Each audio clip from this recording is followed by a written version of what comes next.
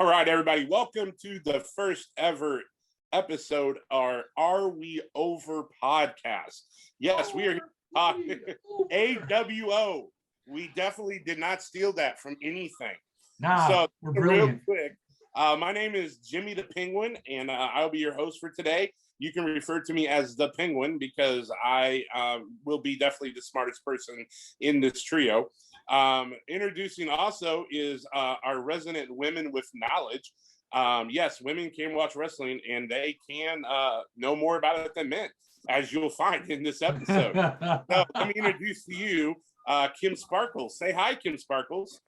Hey everyone, I have that's all the women need to do to talk is just to say hi and look pretty. No, you stab it, man. That's not nice. So I've been a wrestling fan now for about 10 years. So I don't have all of the history that I know you guys have, but I watch a lot of wrestling, and I really love AEW, and we'll talk about that a little bit more today. But yeah, I'm excited to be here on this podcast, and yeah, I'm married to this next guy that's going to talk. It's amazing. I've been watching wrestling for 10 years when she's only 21 years old. So. I know. We did get carded at the casino one time, and she's actually older than I am, and they had no belief that she was old enough. I was 40, and they took my ID. Yeah. All right, so without much delay, we introduced the third person of our trio of the AWO panel. It is the Deaf Chef, also known as husband to Kim Sparkles. That's right. That's my wife. I've been watching wrestling since I was a little kid, and I love it all. And I tell you what, I didn't really totally dig AEW at first, but it's really beginning to grow on me so much. So I can't wait to start talking about these shows and these live events that they're doing. Yeah, so if you're just tuning in right now, which I don't know why you would just be tuning in, you should have been there from the beginning. But today's topic is why should which was 40 seconds ago. Yeah, why should we be watching AEW? Because this episode and further episodes are trying to convince me to start watching AEW on a regular basis, because I do not. My primary focus is WWE with Raw and SmackDown, the pay-per-views, and I have dabbled in a little bit of AEW. And so they're going to try to start talking me into it. But first, we want to talk about how this all came together. I am on another app called TikTok, and my name over there is Dane Penguins, and I do a live show over there twice a day where I talk to people and everything. And Kim Sparkles approached me to start doing some merchandise. And so she does that for a living. And through talking, we all found out that we're big wrestling fans. And so, Kim said, my husband and I have always wanted to do a podcast. And I'm like, I've always wanted to do a podcast. And so here we are. So welcome to the first episode of Are We Over? My thoughts of AEW off the top of my head is this. It is... Well, first I will say it's gone better than I ever thought it would. Like, I never thought they would still be going as strong as they do, or as strong as they are, and growing and getting some, when it first started, I never thought that, Moxley would ever jump ship from being Dean Ambrose to go over there.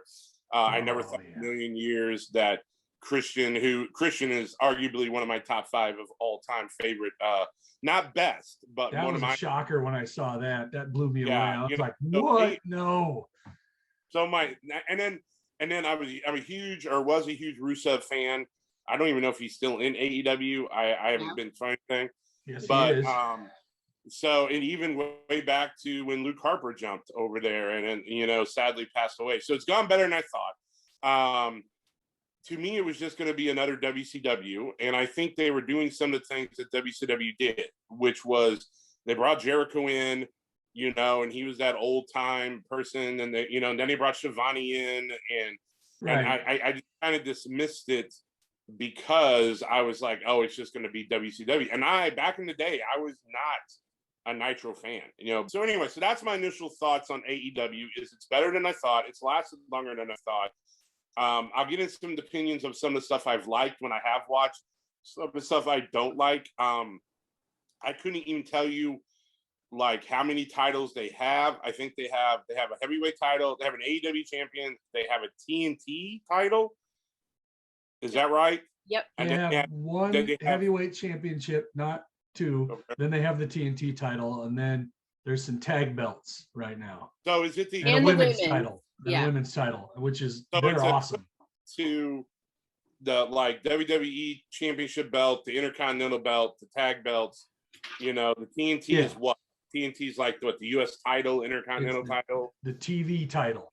Just to think about it, I'm surprised how it turned out and everything. So first of all, Kim, what is your reaction? What did you think when you first heard AEW was even happening?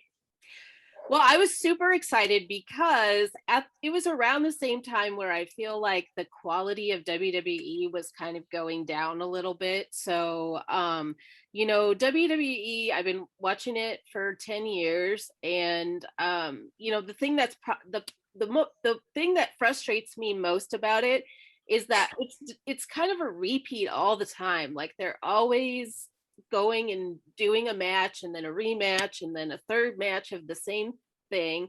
And after a while, it gets really boring. I think that that's part of the problem.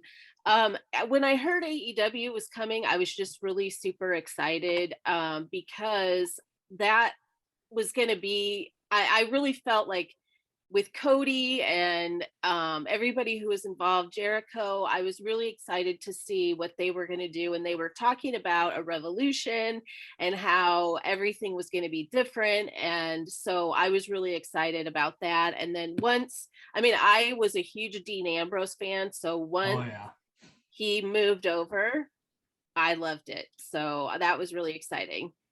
I don't think they've delivered on the problem, on the promise of being revolutionary. Like, I don't think they have set the bar or set the wrestling world on fire. Like, I have not seen anything that I'm like, oh, that's unique. That's different. I've never seen that done before. But I agree with everything you said about the WWE. Yes, the product is very stale. It's, you know, they feud for a long time. And unless you hit magic in a bottle, like you're going to have Kofi against Daniel Bryan in a feud, or you know, when they threw Cesaro and Sheamus together and you had the bar, which just worked out of nowhere. Oh, yeah. But I agree with that. So that's a good point. You were excited. Def Chef, what did you think when you first heard the words AEW and that Jericho and the Bucks and Cody were all going to start a new wrestling organization? Honestly, I was skeptical at first. I love Jericho, always have. I thought he's just one of the best heels of all time. But I was not the hugest fan of the Bucks. Every match I've seen of them looks like the same flippy match over and over and over again. And all their opponents that they brought in with them were the same type of like high flying flippers. I mean, they're amazing athletes. Don't get me wrong. Like what they're doing is amazing stuff, but it looked like the same. Like these guys have been doing this together for so long. You could tell that they have a system in place. So it didn't really seem new. And I don't know, but now they've started really bringing in some people from other leagues and other, you know, companies and working them through like the old days. And that's what's really been impressing me is them bringing, it's like the old territory days. They start sharing superstars with each other. And that keeps the flow interesting. And that's where I'm starting to see it's actually not new. It's so old school that's why I like it. Now I want to talk about the stars that I know in AEW and kind of my opinion of them. And then you kind of tell me what stars you think are the biggest in AEW and why I should be invested in them. Okay. So let's start at the top. I can't stand Kenny Omega. Never have, never will. I don't get it at all. When there was let's see, here's my example. When everyone started talking about this Shinsuke Nakamura guy, right? And everyone's like, he's coming. I would look up videos of him and I instantly got it. I was like, yes, this dude's a star. This guy has got charisma. Right. He's got presence. I get it. Even with the Bucks, people were like, oh, the Young Bucks might show up. Go check them out. So I check them out. Oh, I get it. I get why they're popular. I get why they're entertaining. Right. Everyone's like, Omega. It was the most boring thing I've ever seen in my life. I don't think the guy has any charisma. How he is this popular in the body type he has and the mullet haircut, and he's terrible on the mic. I don't understand how this guy is so popular. I don't get it. So with that being said, why is Kenny Omega so popular, Def Chef, and why is he the top? For one, I agree with you completely. I think he's horrible, but maybe that's the attraction. I honestly think the reason he's so popular is because of Japan. There's the dryness of how matches are in Japan, and he's lived there his Japanese is better than his English. You should hear him cut a promo in Japanese. It's totally different, but he brought that here, and I think Japan is boring. I don't like their matches. I think and that's the problem with Omega. I don't know why he's so popular. I don't get it. And that's another good point is growing up, I was never that guy who got into like the physicality or the real wrestling aspect of matches. I was always into the entertainment, the storyline, the characters, and maybe that's why, but he has no character. Right. Like he's just an awkward guy with a mullet. Kim, what do you think of Omega? I don't like Kim either, but I really, I hate that he is the champion right now because it seems like they're going to be keeping him as the champion for, the foreseeable future. And I agree. You're not making your case for me to watch AEW by saying that statement. Well, okay. So I know, they've had good champions. I just, I was just talking to somebody about this the other day about how, their champions they've had long runs, which is great because in WWE, they don't do that. They don't build people up to make them seem like they're great. And in AEW, their champions have long runs, which I think is great. They keep them strong. And, then when somebody comes to challenge, it seems like, it's a real match of, who's gonna win this. You're not, in WWE, I feel a lot like we can call the matches before they even are on because the way that the booking is. And I think that in AEW, they, is it perfect? No, but I feel like they do a better job of developing the characters and making them look strong, and giving that time to develop. But okay, but the whole point of this is you try to convince me to watch AEW, and saying that Omega is going to be champion for a long time does not make me want to watch AEW. Def Chef, what do you say? I don't think he's going to be champion for a long time. I think they're doing this just to piss some people like us off. And then they're going to bring somebody in that we have no idea is coming, and he's going to take that shit for a long time. I think that's what's going to happen. But I have my opinions on who it might be, but I'm not going to say it right now.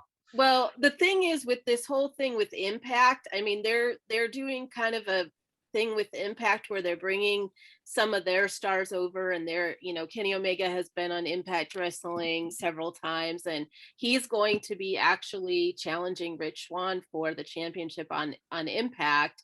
But I think that, with I don't know, with you're saying he's not going to be very long. I hate the whole storyline with Don Callis, and I hope it's not a long time because I don't like that part of it, but right. And so I know Omega. I like Cody. I don't really know if I like the American Nightmare type of gimmick. Truth be told, I actually thought Stardust was hilarious. I actually liked it. I liked Cody back when he was like, I've always liked Cody back when he was dashing Cody Rhodes and he broke his face and, he had to wear the mask over it. I used to love it when he didn't wear knee pads. Like, I always thought that was funny. So I always liked Cody. The Bucks, I agree with Def that the Bucks are good, but to me, it's very formulaic. It is. Like, you can tell everything. Others, here's the thing. The only female star I even know over there is Dr. Britt Baker. That's like yes, I know. So Kim, fill me in on some other female stars I should know.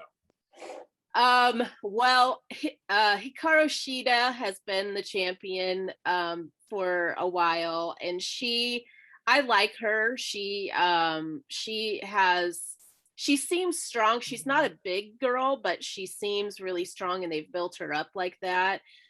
She's not great on the microphone because her English isn't really great, but I like her. And then Nyla Rose is a huge woman. They call Nyla Rose the Beast, and she's huge.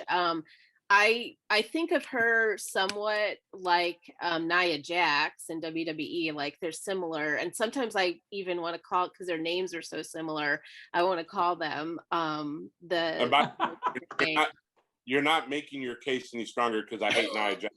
So well, I used to love Nia Jax, but you're right, I don't like her anymore.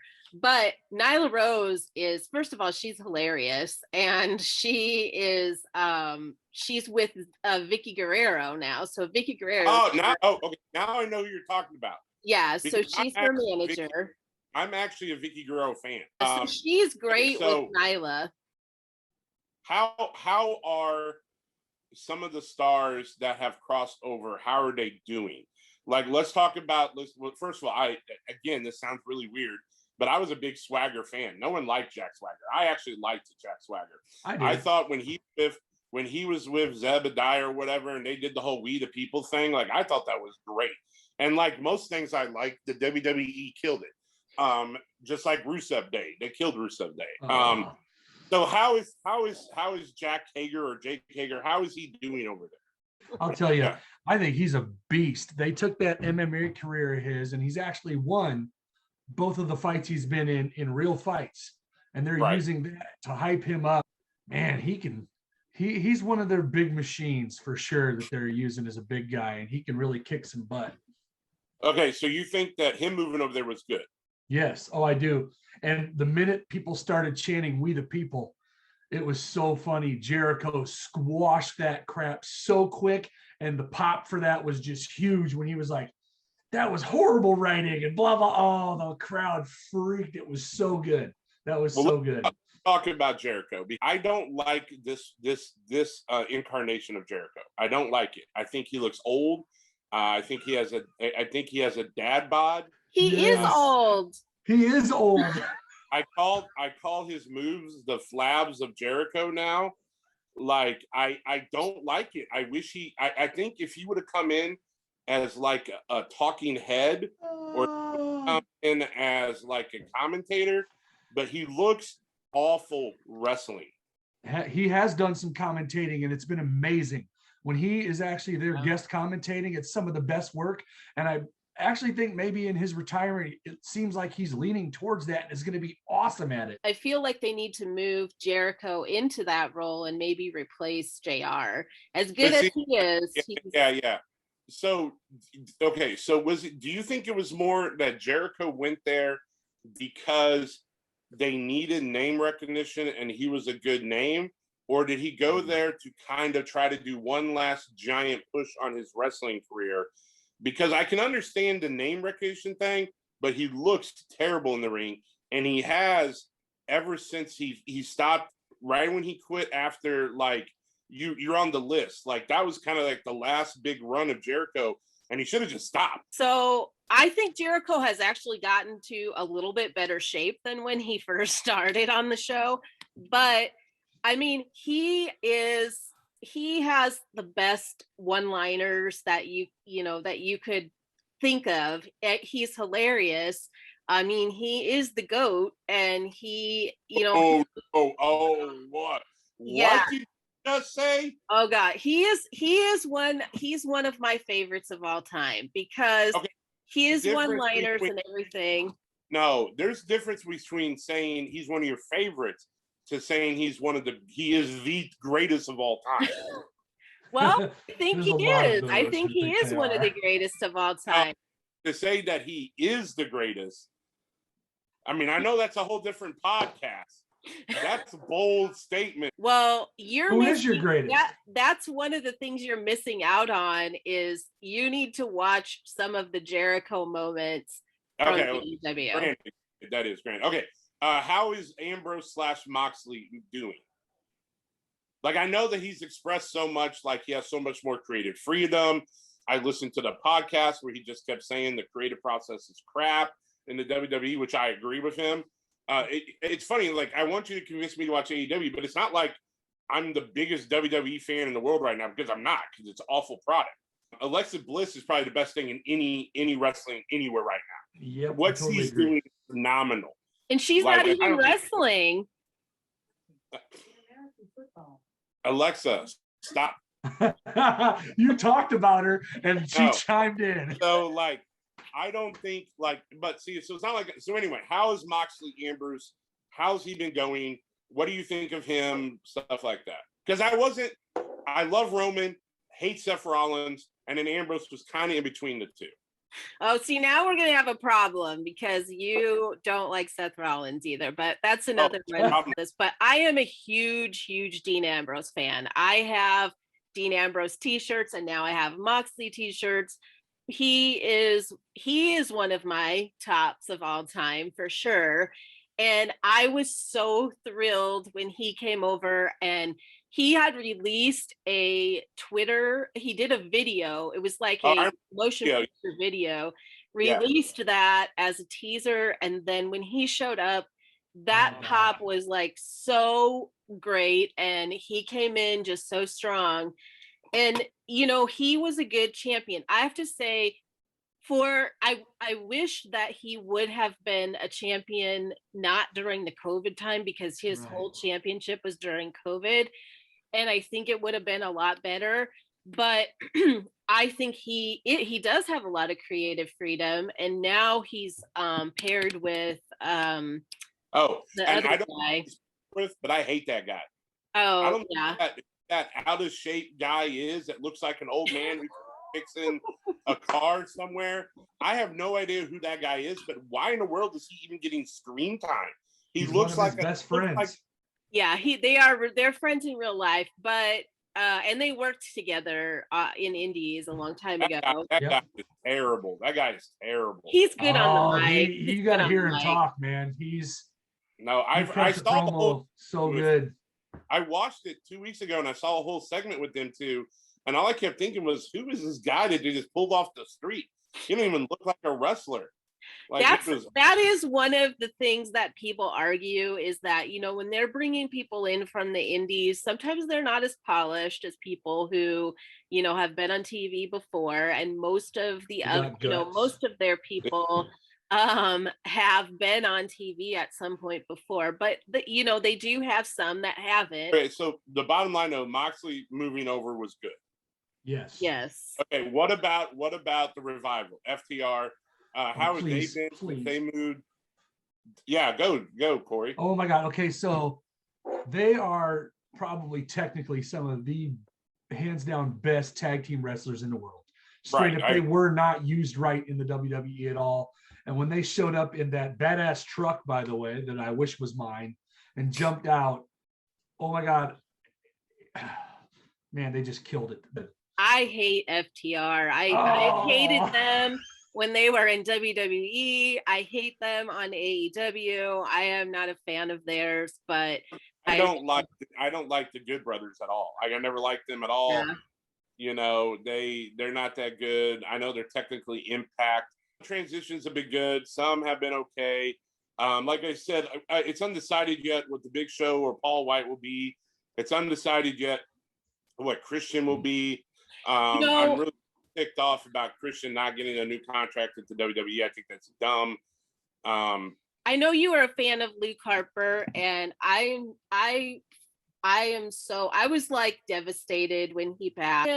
They kind of put him in a bad spot because they made him the head of the Dark Order.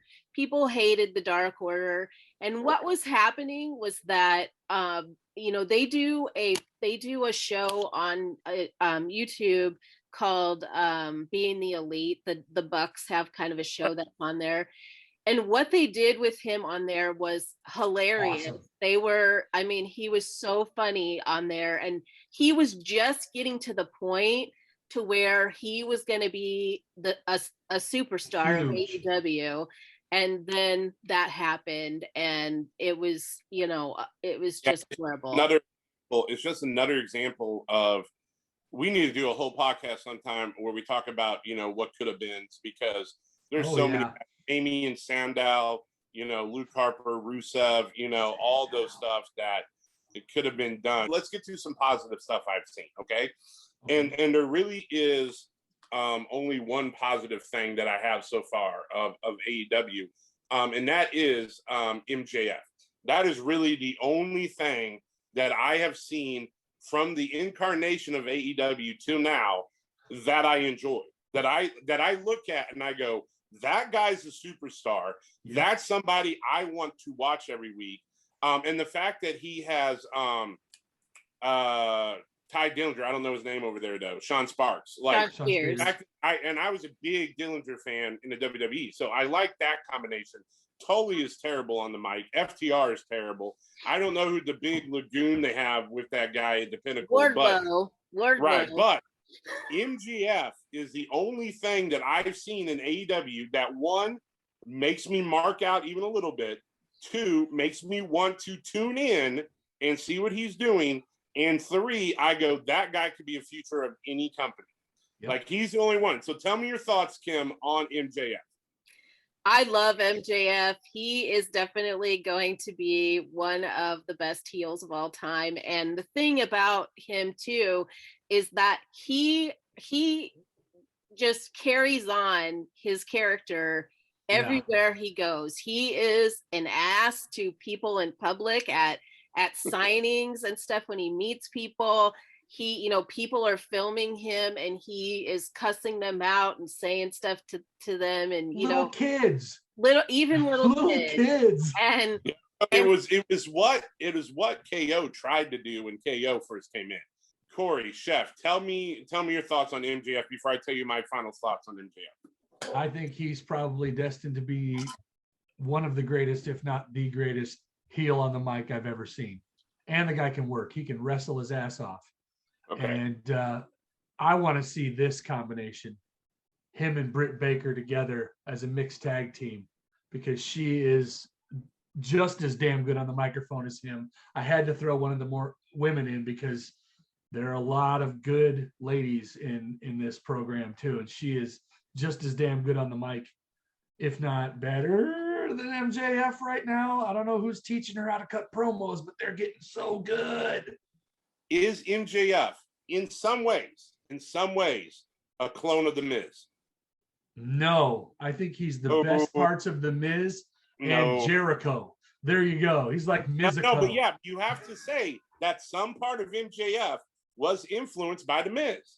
I can believe that. The doucheness. Okay, because, and this is a whole different topic, but I am the biggest diehard Miz fan ever, and I will defend him to the day I die. Okay, but let me tell you right now, there is no one in wrestling right now, anywhere in the world, who is better on the mic than The Miz. When he had to go out, and they didn't give him any script or anything, and he said he had to go out onto the platform and he had to commentate a bikini match or a bikini contest, and he did all of that off the top of his head. When he used to do that, when they did the last version of Tough Enough, everything's just off the top of his head. I mean, so I think MJF has a little bit of The Miz, but way more cocky, way more. Yeah. But I'm glad The Miz, The Miz to me is. I always love The Miz. I need to circle back to Jericho because I would argue that Jericho's better on the mic than The Miz. And he can, off the top of his head, t-shirts, he's had 1 million t-shirts off of one-liner. Just one word. That he has just come up with. And have we ever seen like Miz and Jericho face off on the mic together? I can't think of any moment where those two really work together. I wouldn't want to. I won't think I would want to because it might make me feel bad about one of them and I want to like them both. I don't want one to kill the other. Like, I don't want that to happen because I think they're both right up here. And I think that MJF is right up here too. You've piqued my interest a lot with some of the stuff you've said. You haven't piqued my interest with saying that Kenny Omega gets a lot of screen time because I think that's dumb. The only time when I watched Dynamite a couple weeks ago when I was actually glued onto it and wouldn't look away is when the Pinnacle came out and when MJF did that whole promo, and he really is a star. I wonder, like, he's good here. I wonder what he would be like if he was in the WWE, because no matter what we say, you realize that AEW, no matter what we say, AEW is still very, very small potatoes to the whole world compared to WWE. You know what I mean? Okay, I want to throw in a few people who we haven't talked about that have become stars on AEW. And I think that they're really great and have a lot of potential too. One of them is Sammy Guevara. And he was, Jericho really pushed him in the beginning and brought him along. He's developed great. He's had a few problems and he, had to be off for a while, but I think that he has a lot of potential. The other person I think has a lot of potential is Jungle Boy, and he is a small guy, but I love him. He has a lot of great matches that he's had. He wrestled against Jericho, and they really built him up, and he almost won against Jericho. And then the other one that I really like a lot is Darby Allin. And Darby Allin's another small guy, but he... Okay. See the one that the Irish guy that comes like the half face makeup? Yes. All right, I like that guy. That guy's got charisma. That guy has a unique look. Yes. So. And they're putting him with Sting. Come on, man. They're partnering him up with the Stinger right now. That's the thing. I'm not excited about Sting being there. Like, it's WCW all over again. Here's Macho Man. Here's Hogan. Here's Piper. Right. I get that.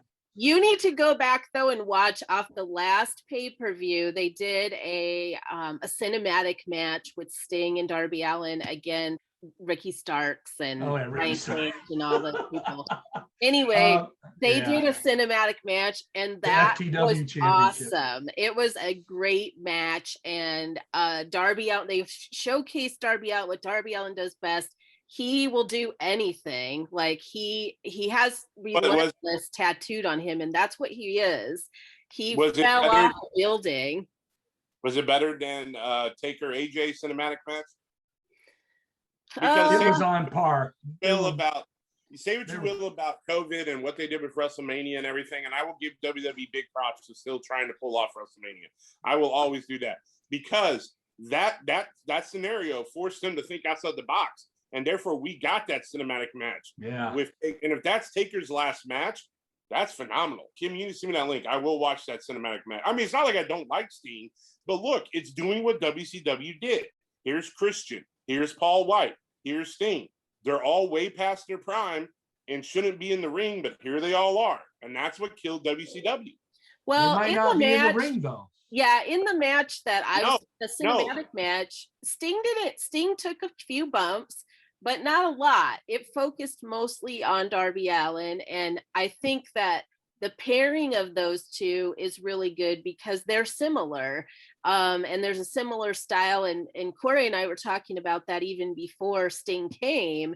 He was talking a lot about how much Darby Allin was like Sting. And so putting them together makes sense. I mean, I didn't watch wrestling when Sting was a big thing. I mean, I knew who he was, but I'm not a huge fan of him, but he's okay with Darby Allin. I like that. Well, yeah, but you have to realize, Jeff, before we go on, Paul White came over because he said, WWE does not want me in the ring to wrestle anymore, and I still want to do matches. That's why he's there. Okay, that is exactly why he's there. So that's what killed WCW, is you had all these young stars, Benoit, Guerrero, Jericho, who would go on to do huge things, but they couldn't do anything because all the time was focused on Piper and Hogan and Savage and all that stuff. But what do you have to say about Darby and Sting? Well, I don't think they're really focusing on the old timers the way WCW did. I actually think they're doing a pretty good job of bringing them in to help build newer people. It doesn't seem to me like they're actually focusing on big matches with those guys and taking away from everybody else. I really feel like they're there to help build and enhance the new guys and bring them up and kind of pass the torch. So to conclude this whole thing, what is your challenge to me? I want you to watch just because right now I think they're starting to really build a few things well. And I think they're not trying to do everything all at once. I think, okay, we know that this talent and this style is us, like tag team. So they're really trying to build their tag team division. They're they're working on their women's division. They're bringing some people in. And what I think they're doing there is they're bringing people from outside who are extremely good, and they're bringing them in to actually train and teach. I really think there's more teaching going on in AEW than most folks understand. I think that's why these bigger stars and unknown people are coming from outside. It's because they're there to help teach these people. And I think you're going to see real growth in AEW that you don't get to see in WWE. We didn't talk a lot about tag teams, and Corey just brought that up. And I think the best tag teams in wrestling are on AEW by far. I feel like I'd agree with that, because WWE just doesn't care about tag teams as much as they should. Yeah. And so, they have tons of great tag teams, and they, it's what they do best. I think also is that, like I mentioned at the beginning, they're not like beating the same people down your throat every week. Like they are actually doing different things. Not everybody's on every show. I mean, sure, there's a few stars that might be on every show, but they rotate through people, and so it gives everybody kind of a chance to shine. And they've got some older tag teams like FTR and SCU, Frankie Kazarian and Christopher Daniels on there, and they're great. I love them, but then they have some but they're old. They're old, but they have some up and coming ones too. They have, Christopher Daniels, one that I don't get either. Why? I look at him and I'm like, okay. I like really good. I like the Jurassic Express or whatever. Yeah, I mean, and I think that those two, Frankie Kazarian and Christopher Daniels, are there, like Corey was saying, to help teach people and to be there and put people over. And I do like the Bucks. I'm a Bucks fan. I know that they look kind of, practiced and everything, but I love that they have the high flying stuff, because they don't really have a lot of that in WWE. In WWE, I love Ricochet, because that was, what he did.